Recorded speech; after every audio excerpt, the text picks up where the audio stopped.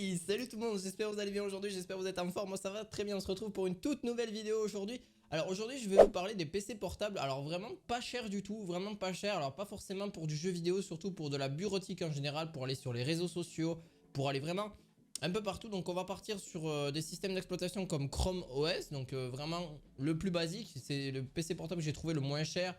Et forcément, il ne faut pas demander non plus des grosses performances. Je vous rassure, on va aller de 200 € jusqu'à 500 €. Donc c'est vraiment pour vraiment ceux qui ont des personnes qui n'ont pas forcément un très bon PC. Et d'ailleurs, ils sont facilement personnalisables, surtout pour le Chromebook que je vous ai dit là.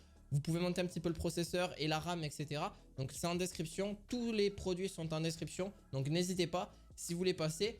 Voilà, aujourd'hui ça va être 5 PC portables vraiment pas cher du tout et qui vont vous permettre justement de pouvoir travailler un petit peu dessus, voilà, faire un petit peu ce que vous voulez dessus, mais vraiment de la bureautique en général, du traitement de texte, voilà, peut-être des petits jeux, mais très petits jeux sur les jeux flash que vous avez sur le Google Chrome, etc. Mais vraiment pas de jeux vidéo très poussés. Donc voilà, si vous voulez du jeu vidéo, je vous renverrai sur les PC portables que j'ai présentés ici en décembre. Donc les top 7, ils sont très bons aujourd'hui. Donc je vous avais fait un petit top 5 ou top 7. Donc n'hésitez surtout pas à aller voir, ça peut vous intéresser directement si vraiment vous voulez un PC portable beaucoup mieux et forcément de meilleure qualité. Donc là aujourd'hui on est parti pour le Chromebook donc en 14 pouces donc de chez HP. Donc c'est un, justement vous avez 32 Go en stockage interne, c'est un ultrabook donc c'est très petit, c'est très facile à transporter. Vous avez une petite caméra dessus embarquée, un Intel Celeron en termes de processeur, donc ça reste très correct pour vraiment le plus basique. On est sur du 249 €, donc il ne faut pas s'attendre non plus à des trucs de malade comme je vous l'ai dit. Vous avez 4 Go de RAM, donc ça largement suffisant pour le PC que vous avez là, donc un petit 14 pouces. Vous avez dessus, donc il consomme pas beaucoup en termes de... Vous avez de l'HD en écran, donc vraiment le plus basique. Vous avez les touches, c'est facile d'accès. Vous avez les haut-parleurs sur les côtés, donc vous avez un très bon son quand même qui est vraiment beaucoup mieux que la plupart de... Ouais, parce que moi je les ai sur de son. Vous avez un touchpad, donc au moins vous êtes tranquille pour la souris, etc. Vous avez forcément le petit clavier. Alors par contre vous n'avez pas les petites touches à côté 1, 2, 3, 4, 5, 6, 7, 8, 9. Là il va falloir les taper. Donc c'est pour ça qu'il est assez petit. C'est du 14 pouces aussi. De stockage en ligne. Donc vous avez 100 Go de stockage en ligne offert directement en activant l'offre d'essai de 1 an avec Google One. Si vraiment vous voulez un petit peu plus de stockage pour pouvoir justement mettre vos petits vos fichiers vidéo, etc. Il est très bien pour embarquer justement pour regarder des films, des vidéos ou même pour du traitement de texte. C'est vraiment super. C'est pour ça que je vous dis que c'est pour la bureautique ou pour les réseaux sociaux en général. Vous avez dessus un lecteur de carte micro SD, vous avez un USB 3.1, vous avez 2 USB type C. Donc vous pourrez recharger, connecter ce que vous voulez dessus sans trop de problèmes. On passe pour le prochain, donc pareil de la marque de chez HP, le 14DQ SF. Donc là par contre vous avez Windows 10 d'embarqué dessus. Pareil, donc il est aussi de 14 pouces, donc il est assez fin. Vraiment pas forcément beaucoup de poids dessus. Vous avez Windows 10 donné avec, plus inclus Microsoft 365.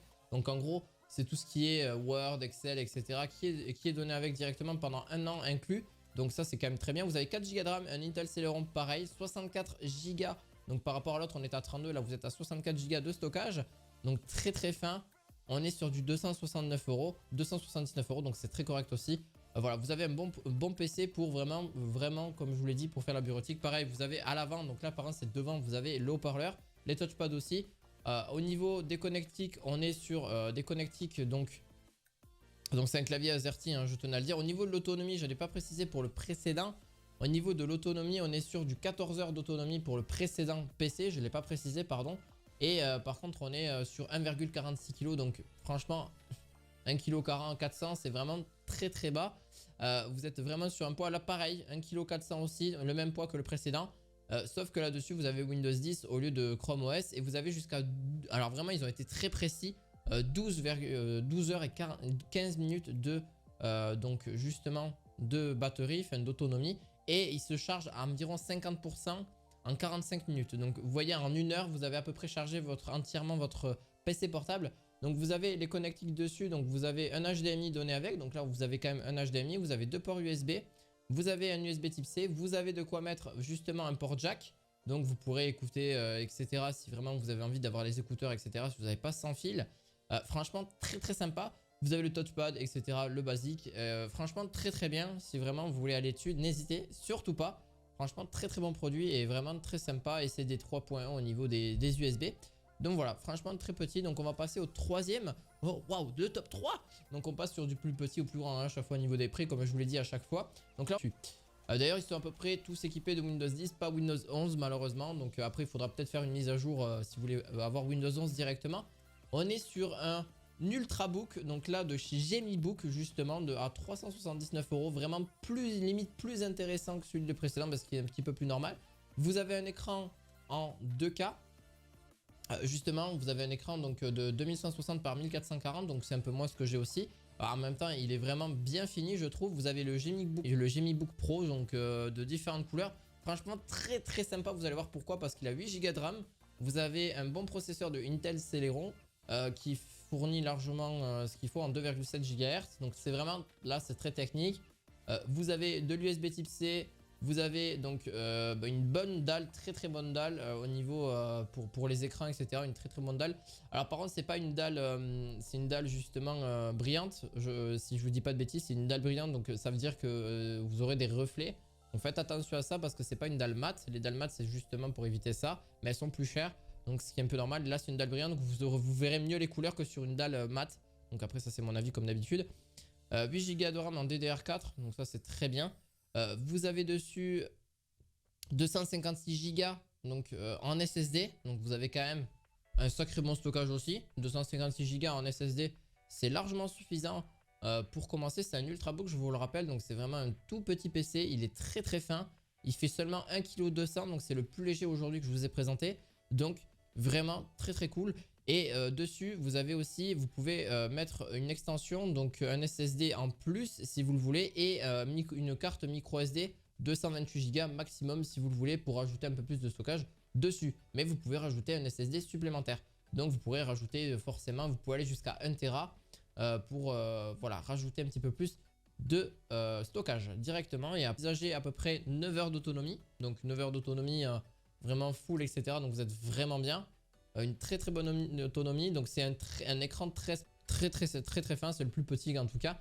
Et du coup vous pouvez aussi bien sûr la charnière la mettre jusqu'à aplati complètement sur votre bureau, etc. Donc parfaitement pour travailler et parfaitement pour regarder des vidéos, les réseaux sociaux. Comme je vous le dis, c'est la plupart des basiques, sauf que vous avez une meilleure résolution au niveau de la dalle de l'écran qui est anti-reflet. Donc c'est un écran IPS, petit port jack et USB type C, et vous le rechargez justement en DC charge. Donc voilà, franchement très très bien, et vous le rechargez en 1 heure, vous prenez à peu près 60% de batterie. Donc c'est très très bien. En quoi, en 1 heure et demie, votre PC est entièrement chargé, hein.